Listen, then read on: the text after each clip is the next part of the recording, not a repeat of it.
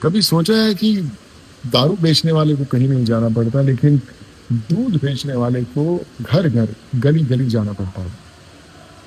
ہم دودھ بیچنے والے سے پوچھتے ہیں کہ تو نے دودھ میں پانی تو نہیں ملا، اور دارو میں خود لوگ پانی ملا کر پیتے ہیں۔ نمک کی طرح کڑوا بولنے والا ہمیشہ آپ کا دوست ہوتا ہے، اسی لیے کبھی نمک میں کیڑا نہیں لگتا اور مٹھائی میں اکثر کیڑے لگ جاتے ہیں۔ کبھی آپ نے سوچا ہے کہ ہم پوری زندگی اس تصویر کی تعریف کرتے ہیں، لیکن اس کا بوجھ ایک کیل اٹھاتی ہے جسے ہم ہمیشہ بھول جاتے ہیں۔ موم بتی جلا کر ہم مردوں کو یاد کرتے ہیں، اور موم بتی بجھا کر ہم جنم دن مناتے ہیں۔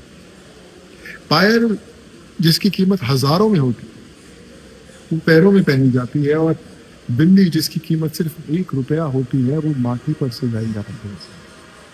یہ ہے وہ سمے جہاں پر گھر پر پڑی قرآن اور گیتا آپس میں کبھی نہیں لڑتی، اور جو لوگ اس کے لیے لڑتے ہیں انہوں نے کبھی اسے پڑھا ہی نہیں۔ وار انسان سدھر جا ابھی سمے میں۔